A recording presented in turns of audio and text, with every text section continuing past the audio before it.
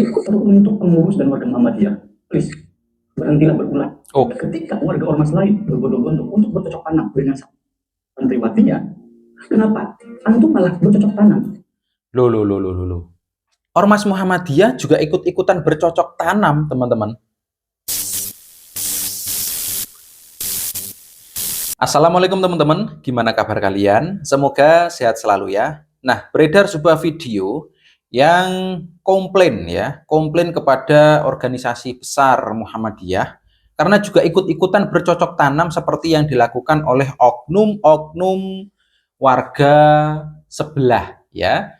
Jadi kalau di organisasi sebelah itu kiainya, ustadznya banyak sekali oknum ya, entah itu dari Gus, ustadz, kiai, banyak sekali oknum dari organisasi sebelah itu yang mereka malah justru akhir-akhir ini viral sekali mereka bercocok tanam dengan santri maupun santriwatinya. Ada yang dengan santriwati, ada kiai atau ustadz dengan santrinya alias sesama ya, penyuka sesama. Nah, kali ini Muhammadiyah ini juga dikabarkan sama teman-teman ya, bercocok tanam. Tapi apakah juga dengan santri dan santriwatinya teman-teman? Coba kita simak ya. Menanam pohon dan tumbuhan dengan cara membangun hutan. Ini kebangetan. Karena dengan program ini, antum sudah melakukan 3 konsep sekaligus. Pertama, melakukan konsep ekoteologi. Kedua, melakukan konsep wakaf produktif. Dan yang ketiga, itu sudah mengaplikasikan konsep konservasi lingkungan. Ini udah keterlaluan. Jangan mentang-mentang antum itu sang surya, terus antum itu terus-terusan bersinar gitu. Antum terlalu menyala. Slow down. Kita semua udah tahu, you are not the biggest, but you are the best. Oh alah, ternyata ini adalah kalimat sarkastik teman-teman ya. Jadi seolah-olah menjatuhkan, aslinya ini benar-benar memuji organisasi besar Muhammadiyah ya. Coba kita simak lagi. Untuk pengurus dan warga Muhammadiyah, please berhentilah berulah. Ketika warga ormas lain berbondong-bondong untuk bercocok tanam dengan santriwatinya, kenapa antum malah bercocok tanam, menanam pohon? Nih ya. The best, Muhammadiyah melalui hutan wakaf akan membangun sebuah hutan lengkap dengan vegetasi dan laboratorium ekologi di atas tanah wakaf. Ini benar-benar inovatif teman-teman ya. Jadi yang dikatakan berhentilah berulah itu ya jangan terlalu bersinar lah ya. Karena logonya kan logo surya, logo matahari. Jangan terus-terusan bersinar ya. Karena yang lainnya juga sama sih bercocok tanam, cuman bedanya dengan Muhammadiyah adalah Muhammadiyah ini bercocok tanam yang positif ya dengan alam ya. Tapi kalau yang ormas sebelah, oknumnya bukan ormasnya, tapi oknumnya itu bercocok tanam justru dengan santri dan santriwatinya. Selain kemarin di Pati ya, kiainya itu bercocok tanam dengan 50 bahkan 50 santriwatinya dengan ya kehebohan sampai sekarang ini.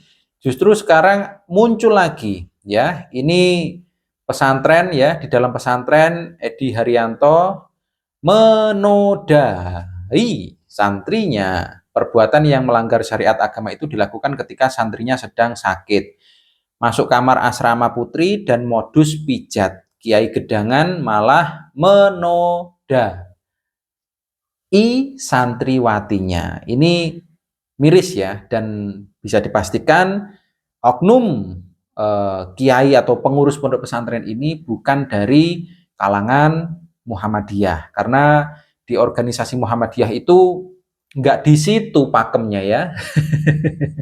Tapi bercocok tanam lebih ke yang positif, menanam pohon-pohonan dan semacamnya. Jadi ya ini adalah termasuk kalimat sarkastik teman-teman ya. Seolah-olah menjatuhkan padahal ini sangat memuji. Beda dengan yang dilakukan oleh oknum ormas sebelah. Nah, ngomong-ngomong ormas sebelah itu teman-teman ya, ada netizen ya yang juga mengirimkan video. Ini ada kiai yang ngamuk, ini kayaknya juga bukan dari Muhammadiyah ya. Kiainya ngamuk karena seperti dibercandain oleh santrinya ataupun oleh tukang orjen di belakangnya. Nih.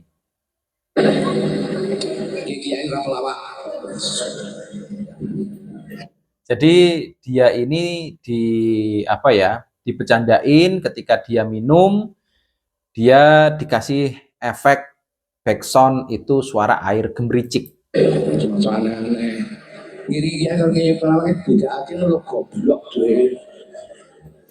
Kalau di Muhammadiyah nggak akan pernah kalian dengarkan omongan-omongan yang agak kasar seperti ini, teman-teman ya.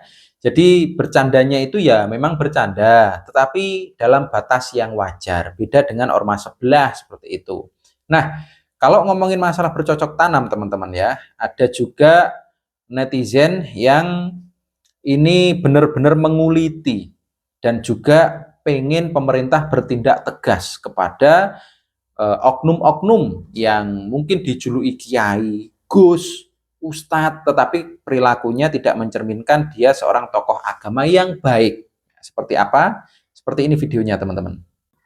Kalau kasus Gus Elham yang sudah seviral ini dan sudah begitu memakan banyak korban ini dianggap selesai hanya karena beliau meminta maaf, maka pesanku kepada seluruh penjahat anak di seluruh dunia, datanglah ke negara kita. Maka aku mohon buat pemerintah negara kita, aku tidak akan mau membuat video seperti ini kalau sudah sejak awal ada ketegasan yang nyata terhadap pelaku. Dan mohon maaf, kasus yang sebenarnya sudah lama ini, video yang beredar merupakan video lama, ternyata baru mulai direspon bukan saat awal peristiwa ini terjadi, tapi ternyata menunggu viral dulu. Maka izin kasus seperti ini aku viralkan karena ternyata kita hidup di negara yang no viral, no justice. By the way, jika pemerintahan kita sudah memberikan sanksi yang tegas kepada Gus Elham, maka semua videoku tentang Gus Elham akan kuhapus. Karena aku percaya apa yang aku dan teman-teman semua perjuangkan adalah memperjuangkan nilai keadilannya. Barakallahu fikum. Jadi kembali ke kasusnya Gus Elham, ternyata karena Gus Elham tidak dihukum, teman-teman ya, dengan perilakunya yang sudah menyimpang seperti itu, banyak sekali netizen yang terus memviralkan. Karena di Indonesia ini no viral, no justice. Jadi memang harus diviralkan dulu baru ditangani oleh pihak yang berwajib, yang berwenang. Kalau di pondok pesantren berarti para ulama, MUI ya. Jadi kalau pihak MUI membiarkan yang seperti ini, cukup dengan permintaan maaf saja, maka akan terulang kembali. Besok setelah melakukan kesalahan minta maaf lagi. Ya, memang harusnya dihukum seberat-beratnya, seadil-adilnya. Karena menjunjung tinggi nama agama berarti kalau bisa ya dihukum secara hukum agama Islam. Sebagaimana yang ada di Arab sana, apabila ada muslim yang mungkin melakukan hal seperti ini, apakah yang akan dilakukan di sana, maka juga terapkan.